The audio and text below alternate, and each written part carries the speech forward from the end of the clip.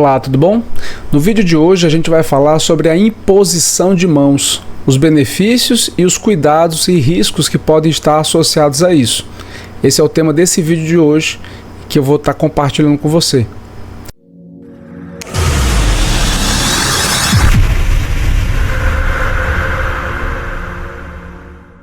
Eu sou Daniel Râmido, sou terapeuta especializado em apometria e tenho como proposta fazer com que você possa desenvolver a sua espiritualidade e transformar a si mesmo e outras pessoas, fazendo com que você seja uma pessoa desperta, uma pessoa lúcida e uma pessoa melhor para esse mundo. Para você poder já continuar recebendo vários conteúdos, se inscreve aqui no nosso canal e curte aqui o nosso vídeo para que você possa me incentivar, me motivar a poder continuar entregando conteúdos diferenciados para você, ok? Bom, então vamos falar sobre a questão da imposição de mãos, que é uma coisa que eu percebo, e isso foi a pergunta de uma pessoa que me segue, né? O Thiago. Gratidão, Thiago, por você poder trazer essa pauta. E você, já de antemão, você também pode trazer essa pauta, se você quiser, ou outras pautas que você tenha dúvidas, perguntas e sugestões que você queira compartilhar para o despertar de consciência, que é a proposta desse nosso canal, certo? Esse assunto ele é bem-vindo, por quê? Porque o nosso chakra coronário, ele é um chakra que ele é nosso elo de conexão com o plano espiritual.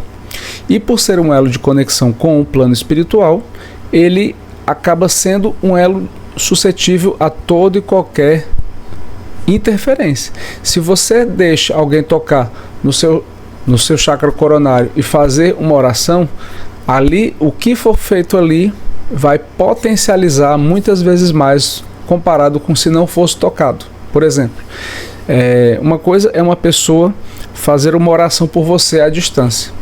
Outra coisa é essa pessoa tocar uma parte do seu corpo e fazer uma oração. Outra coisa é essa pessoa fazer uma oração no alto da sua cabeça. É outra coisa. O processo ele vai ser muito mais intenso, certo? E aí, isso tem coisas boas e isso também tem coisas não tão boas. Então, algumas religiões de origem afrodescendente têm esse costume e você vai entender por quê, que eles não permitem que ninguém venha tocar a cabeça deles. Só o dirigente do espaço, ou às vezes nem o próprio dirigente. Então vai depender muito do tipo de cultura que permeia naquele ambiente, né? Mas, via de regra, é muito comum que eles só permitam que os dirigentes ou o dirigente daquele espaço venha fazer esse tipo de processo, né? Em algumas religiões afrodescendentes, esse processo de tocar na cabeça, ele está muito ligado com uma guiança, uma mentoria, certo? E aí é importante que você possa entender que essa mentoria, ela pode ser uma mentoria sua com o plano espiritual e nada mais, certo? Não tem essa necessidade de você permitir que alguém venha tocar na sua cabeça, certo? E teve um caso de uma pessoa que me relatou que uma pessoa foi brincar com ela e fez assim, empurrou no alto da cabeça. Essa pessoa ficou tonta e zonza o dia todo e só foi se recuperar depois de 1 dia e meio. E ainda teve que fazer um banho de ervas, teve que fazer todo um processo, ok? Então, cuidado com o que toca na sua cabeça. Só permita se a pessoa ela tiver realmente uma boa intenção, só permita se realmente a pessoa tiver um desejo sincero, real, para que ela possa ajudar você a evoluir. Se não, não faça isso. Outro cuidado que é importante é você também saber escolher bem quem é o terapeuta apômetro que vai te atender. Quem é o terapeuta reikiano que vai te atender? Quem é o terapeuta holístico que vai te atender? Por quê? Porque essa pessoa ela vai impactar em todos os 7 chakras do seu corpo, certo? E aí, uma vez ela não estando bem, se ela não estiver bem, o que vai acontecer? O seu corpo, a sua saúde não vai estar bem. Se você estiver bem, se essa pessoa estiver bem e fizer um trabalho bem feito, o seu corpo ele vai impactar positivamente toda essa reverberação. Existe um processo dos corpos sutis que é mais ou menos o seguinte: imaginem que o corpo físico, que é que a gente pega e vê, essa camada mais externa. O corpo etérico, que é esse corpo aqui dos chakras, o corpo etérico, tá aqui ele, ó, camada intermediária, o corpo emocional, o corpo mental, certo? Imagine que são interfaces, são camadas, espelhos do corpo físico, são vários espelhos que vão fazendo um processo de espelhamento. Então esse espelhamento acontece do corpo físico, o energético, o emocional, o mental. E aí, se o profissional, na hora dele fazer o desdobramento, e ele não estiver bem, ele pode até agravar mais o seu quadro de saúde, e na hora que você reconectar, você pode reconectar até pior do que quando você iniciou o tratamento. Se você não sabia, é isso que eu estou lhe trazendo, a consciência também, ok? Então, entenda, é melhor você pagar por um profissional com valor que seja condizente com os resultados e benefícios que esse profissional vai trazer, do que você pagar um barato que depois pode sair caro, certo? Então, escolha bem o profissional, observe a formação dele, qual é a formação, quanto tempo de experiência a pessoa tem, quantas pessoas essa pessoa já atendeu, ok? É muito importante que você escolha bem isso daí.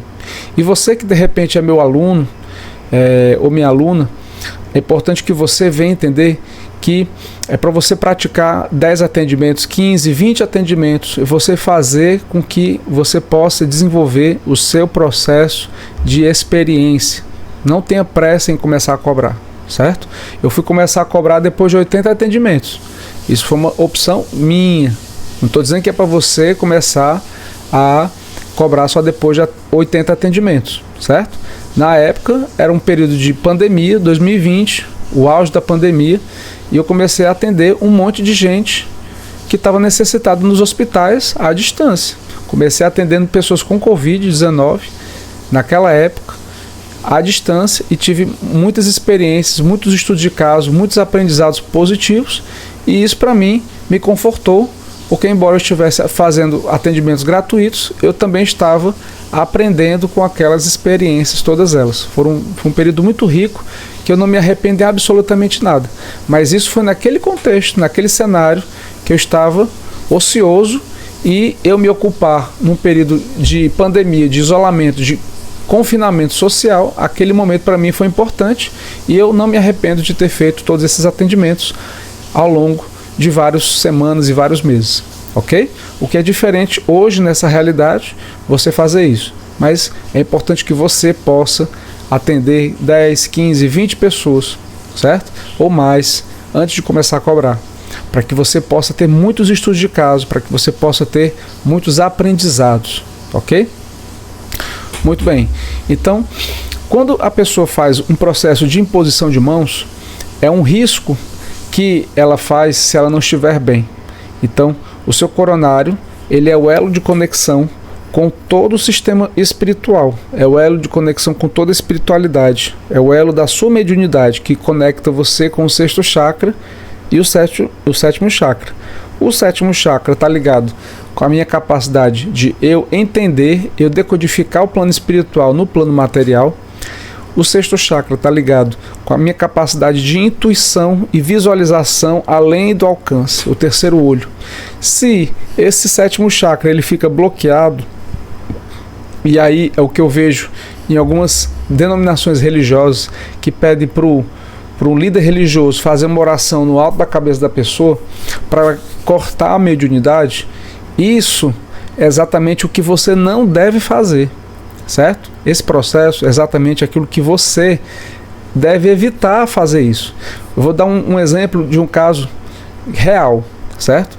Teve uma mãe de uma adolescente que ela estava tendo problemas com a filha, porque a filha chegou na idade da menstruação, 13 anos, e começou a ver espíritos. Aí ela pegou, a menina levou lá no líder religioso, e o líder religioso fez uma oração no alto da cabeça da menina, e ali ela parou de ver espíritos. Isso foi evolutivo para a menina? Não, não foi evolutivo. Ela quis resolver um problema dela temporário e passageiro, mas isso não foi evolutivo para a menina, porque fechar a coroa é você postergar o problema lá para frente. Vai ter uma hora mais cedo ou mais tarde que essa menina vai ter problemas de saúde e ela vai de novo abrir de novo o coronário. E aí foi batata. 2 anos depois, a menina de novo abriu o coronário. E aí ela foi no pastor, ela foi no líder religioso A, no B, no C, no D, e aí já não conseguia mais resolver isso daí. E aí chegou, e assim, né? Quando a pessoa tenta de todos os jeitos resolver de todo jeito, ela vai começar a ficar desesperada e começa a buscar ajuda de todo que é canto, até que ela acabou chegando em mim. E aí nesse caso, eu fui fazer uma medição do campo, a menina estava com a mediunidade reprimida, né? Eu fiz um vídeo aqui no canal só sobre mediunidade reprimida, é bem interessante esse assunto, depois dá uma olhadinha lá, bem interessante, síndrome da mediunidade reprimida. Pois bem, a menina chegou com essa síndrome da mediunidade reprimida e o coronário, que é esse chakra da coroa, ele estava com a polaridade invertida, ela estava com a polaridade distorcida, onde a menina não conseguia decodificar mais o que era espiritual e o que era físico. Tudo era físico e ela já não conseguia mais enxergar as coisas, não estava conseguindo dormir direito, estava tendo pesadelo, estava falando com espíritos, estava um destroço, estava atrapalhando o processo da família, estava mexendo no sono de todo mundo, estava gritando. E aí, na primeira sessão, a gente faz uma limpeza de todo o campo obsessor, já dá uma aliviada. Na segunda semana, 5 dias depois que o caso dela foi emergencial, a gente consegue ajustar. Na terceira semana, ou terceira sessão, eu chamei a mãe para conversar e falei, olha, essa menina está com síndrome da mediunidade reprimida. Expliquei tudo para a mãe, expliquei tudo para a menina. As duas fizeram um curso comigo de entendimento de mediunidade, o que é mediunidade, o que não é, e depois disso nunca mais a menina teve problema. Resumo da ópera: e conhecereis a verdade, e a verdade vos libertará. Ok?